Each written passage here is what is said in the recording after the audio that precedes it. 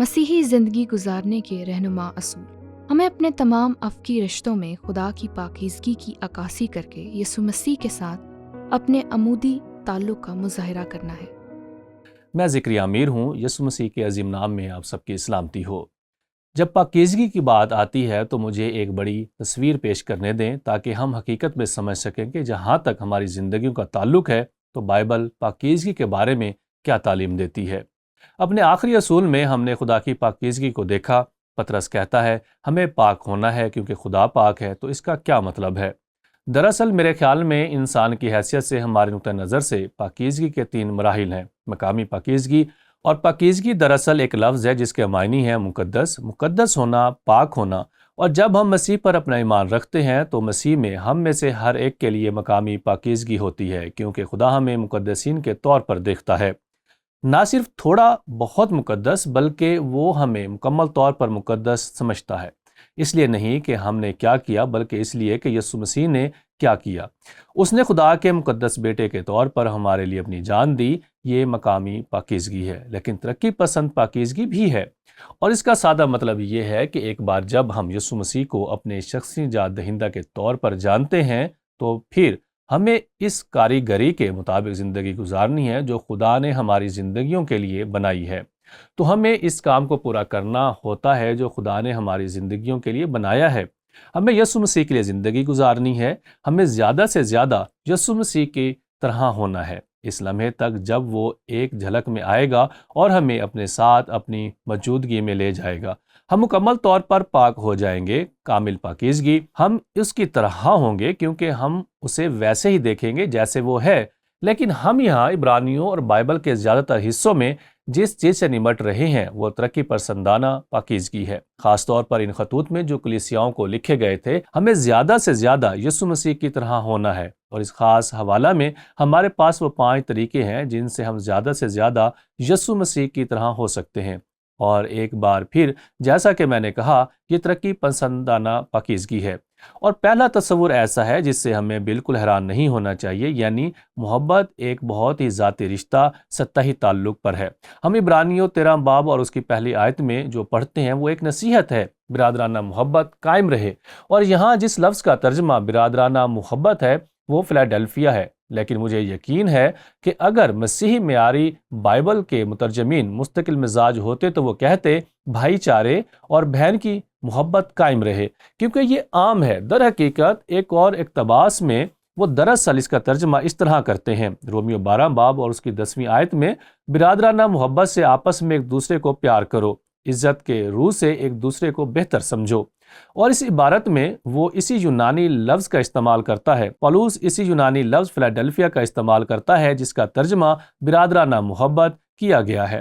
لہٰذا مسیح میں بھائیوں اور بہنوں کی حیثیت سے ہمیں ایک دوسرے سے گہری محبت کرنی ہے۔ یہ ترقی پسند پاکیزگی کا حصہ ہے۔ زیادہ سے زیادہ یسوع مسیح کی طرح ہونا، محبت کرنا جس طرح وہ ہم سے محبت کرتا تھا۔ دوسرا مہمان نوازی ہے، اور عبرانیوں 13 باب اور اس کی دوسری آیت میں ہمارے پاس زیادہ سے زیادہ یسوع مسیح کی طرح بننے کے لیے دوسری ہدایت ہے، مصور پروری سے غافل نہ رہو، کیونکہ اسی کی وجہ سے بعض نے بے خبری میں فرشتوں کی مہمانداری کی ہے۔ اب سچ کہوں تو مجھے یقین نہیں ہے کہ جب مصنف فرشتوں کے بارے میں بات کرتا ہے تو اس کا کیا مطلب ہے، لیکن مجھے ایک لغوی نقطہ نظر اختیار کرنے دیں۔ یہ بہت ممکن ہے کہ فرشتے انسانی شکل میں ظاہر ہوں، کیونکہ انہوں نے خاص طور پر پرانے عہد نامہ میں ایسا کیا تھا، اور اس لیے میں اسے لفظی طور پر لے سکتا ہوں۔ لیکن اس سے قطع نظر کہ ہم فرشتے کے حوالے کی تشریح کس طرح کرتے ہیں، ایک چیز بہت واضح ہے، اور وہ یہ ہے کہ ہم مہمان نوازی کریں گے۔ رومیو 13 باب اور اس کی 12 آیت میں لکھا ہے، مقدسوں کی احتیاجیں رفع کرو، مسافر پروری میں لگے رہو۔ یہ واقعی سخاوت کا ایک بہت اہم پہلو ہے۔ سخاوت کا جذبہ ہے جو کچھ ہمارے پاس ہے اسے دوسروں کے ساتھ بانٹنا۔ اور پھر تیسرا طریقہ جس میں ہم اس ترقی پسند پاکیزگی کا مظاہرہ کرتے ہیں وہ ہمدردی ہے، اور یقینی طور پر یہاں پر یسوع مسیح کی مثال بہت بڑی ہے۔ تو ہم عبرانیوں 13 باب اور اس کی 3 آیت میں پڑھتے ہیں، قیدیوں کو اس طرح یاد رکھو کہ گویا تم ان کے ساتھ قید ہو، اور جن کے ساتھ بدسلوکی کی جاتی ہے ان کو بھی یہ سمجھ کر یاد رکھو کہ ہم بھی جسم رکھتے ہیں۔ میرے عزیزو، اب یہ واضح ہے کہ اس تناظر میں وہ ان مسیحوں کے بارے میں بات کر رہا ہے جن کو اظہار ثانی کا نشانہ بنایا گیا۔ وہ ان مسیحوں کے بارے میں بات کر رہا ہے جو اپنے ایمان کی وجہ سے قید میں ہیں، اور پولس یقیناً ان لوگوں میں سے ایک تھا جن سے قید میں ملاقات کی جاتی تھی۔ اور میرے عزیزوں، اور وہ انیسفوروس کا حوالہ دیتا ہے، اور غور کریں کہ وہ کیا کہتا ہے۔ خداوند انیسفوروس کے گھرانے پر رحم کرے، کیونکہ اس نے بہت دفعہ مجھے تازہ دم کیا اور میری قید سے شرمندہ نہ ہوا، بلکہ جب وہ روما میں آیا تو کوشش سے تلاش کر کے مجھ سے ملا۔ گرچہ یہ براہ راست مسیحوں کی طرف اشارہ کر رہا ہے، میرے خیال میں جو قید میں ہے اس کا زیادہ وسیع اطلاق ہے، اور یقینی طور پر جیلوں میں جو لوگ ہیں یہ وہ ہیں جن کو آج اشد ضرورت ہے، کیونکہ خدا کی مرضی کے خلاف کیے گئے کاموں کی وجہ سے وہ جیل میں ہیں۔ اور مجھے جیلوں میں اپنی ٹیم کے ساتھ کام کرنے کے شاندار مواقع ملے ہیں۔ وہ لوگ جو خدا کی مرضی کے خلاف ہیں، وہ لوگ جو اپنے جرائم کی وجہ سے کبھی قید سے باہر نہیں نکلیں گے، لیکن وہ یسوع مسیح کو جانتے ہیں، وہ ہمارے پاس ان لوگوں میں خدمت کرنے کا موقع ہے۔ میرے خیال میں یہ یقینی طور پر عبرانیوں کے مصنف کی بات کا اطلاق ہے، اور پھر ہمارے پاس اخلاقی پاکیزگی ہے۔ اخلاقی پاکیزگی نمبر 4 اس لحاظ سے کہ خدا کی پاکیزگی کی عکاسی کیسے کی جائے۔ بیاہ کرنا سب میں عزت کی بات سمجھی جائے اور بستر بے داغ رہے، کیونکہ خدا حرام کاروں اور زانیوں کی عدالت کرے گا۔ اور یہاں مجھے لگتا ہے کہ وہ ان دونوں کے بارے میں بات کر رہا ہے، جو شادی شدہ ہیں اور جو غیر شادی شدہ ہیں، کہ خدا کا معیار اخلاقی پاکیزگی ہے۔ اور میری ذاتی تشریح پوری کتاب مقدس میں سے یہ ہے کہ شادی ایک مرد اور ایک عورت کے درمیان ہے۔ میرا خیال ہے کہ کلام مقدس یہی سکھاتا ہے، اور کوئی بھی دوسری تشریح وہ ہوگی جو ہم چاہتے ہیں کہ خدا کا کلام سکھائے، بجائے اس کے کہ وہ ہمیں کیا سکھاتا ہے۔ یہ دلچسپ بات ہے کہ جب پولس نے تھسلونیکیوں کو لکھا تو اس نے کہا، چنانچہ خدا کی مرضی یہ ہے کہ تم پاک بنو۔ یہاں یہ لفظ پاکیزگی استعمال ہوا ہے، ترقی پسند پاکیزگی۔ چنانچہ خدا کی مرضی یہ ہے کہ تم پاک بنو، یعنی حرام کاری سے بچے رہو، اور ہر ایک تم میں سے پاکیزگی اور عزت کے ساتھ اپنے ظرف کو حاصل کرنا جانے۔ اور یہاں وہ اصل میں یہ لفظ پاکیزگی کا استعمال کرتا ہے نہ شہوت جوش سے ان قوموں کی مانند جو خدا کو نہیں جانتی۔ دوسرے لفظوں میں ہم مسیح میں نئے ہیں، اور یقیناً نئے عہد نامہ کی دنیا میں بد اخلاقی ایک معیار تھا، لیکن جب انجیل آئی تو اس نے ایک بالکل نیا معیار متعارف کروایا، خدا کا معیار۔ ہمارے جنسی تعلقات کے سلسلے میں خدا کی پاکیزگی کا معیار۔ اور پھر ہمارے پاس 5واں طریقہ ہے جسے میں نے مادیت سے پاک کا نام دیا ہے۔ عبرانیوں 13 باب اور اس کی 5ویں آیت میں، زر کی دوستی سے خالی رہو۔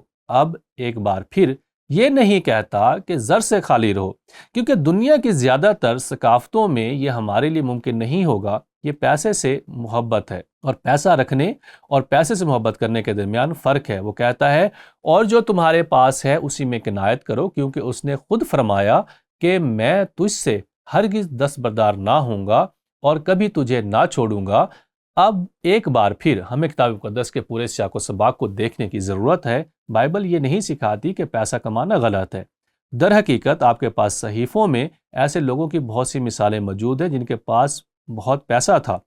یہاں تک کہ نئے عہد نامہ میں بھی آپ برناباس یا فلیمون، کرنیلیس جیسے لوگوں کے بارے میں سوچتے ہیں، تینوں بہت امیر تھے۔ بائبل کی تعلیم یہ ہے کہ ہمیں پیسے سے محبت نہیں کرنی، یہ ہماری ترجیحات پر بات کرتی ہے۔ اور مجھے لگتا ہے کہ متی 6 باب اس کی 33 آیت میں یسوع خود اس کی وضاحت کرتا ہے، بلکہ تم پہلے اس کی بادشاہی اور اس کی راست بازی کی تلاش کرو تو یہ سب چیزیں بھی تم کو مل جائیں گی۔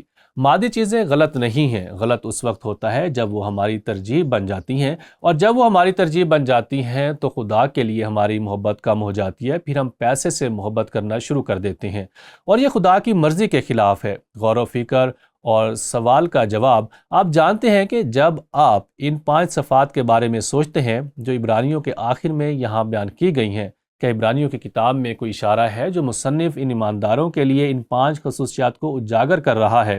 ویسے میرے خیال میں 1 یا 2 آیتیں ایسی ہیں جو واقعی وضاحت کرتی ہیں کہ انہوں نے ان خصوصیات پر زور کیوں دیا۔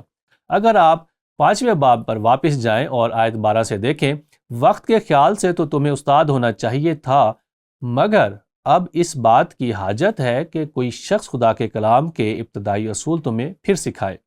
میرے عزیزو، آپ دیکھیں کہ عبرانیوں کے مصنف نے انہیں پاکیزگی کے کچھ بنیادی اصول دوبارہ یاد کروائے، اور سخت غذا کی جگہ تمہیں دودھ پینے کی حاجت پڑ گئی، کیونکہ دودھ پیتے ہوئے کو راست بازی کے کلام کا تجربہ نہیں ہوتا۔ آپ ان 5 خوبیوں کو دیکھیں، یہ پیغام راست بازی کے بارے میں ہے، اور وہ آگے کہتا ہے اور میں ایک بار پھر یہ جملہ پڑھتا ہوں، اور سخت غذا کی جگہ تمہیں دودھ پینے کی حاجت پڑ گئی، کیونکہ دودھ پیتے ہوئے کو راست بازی کے کلام کا تجربہ نہیں ہوتا، اس لیے کہ وہ بچہ ہے، اور سخت غذا پوری عمر والوں کے لیے ہوتی ہے جن کے حواس کام کرتے کرتے نیک و بد میں امتیاز کرنے کے لیے تیز ہو گئے ہیں۔ عبرانیوں کا مصنف یہاں اس خط کے اختتام پر ان کو اپنی زندگیوں کے ان 5 شعبوں میں ترقی کرنے میں مدد کر رہا ہے، لیکن میں صرف اتنا کہنا چاہوں گا کہ یہ پیغام یا الفاظ صرف ناپختہ ایمانداروں کے لیے نہیں ہیں۔ آپ کو نئے عہد نامے کے تمام خطوط میں یہ 5 موضوعات ملیں گے: پالوس کے خطوط، پطرس کے خطوط، یعقوب کا خط۔ یہ یسوع مسیح کی عکاسی کرنے کے بنیادی اصول ہیں: ایسے محبت کرنا جس طرح اس نے ہم سے محبت کی، مہمان نواز ہونا، سخی ہونا، رحم دل ہونا، اخلاقی پاکیزگی سے وابستہ ہونا اور مادہ پرست نہ ہونا۔ تو میں ایک بار پھر اس اصول کو دہراتا ہوں، ہمیں اپنے افقی رشتوں میں خدا کی پاکیزگی کا عکاسی کر کے یسوع مسیح کے ساتھ اپنے عمودی تعلق کا مظاہرہ کرنا ہے۔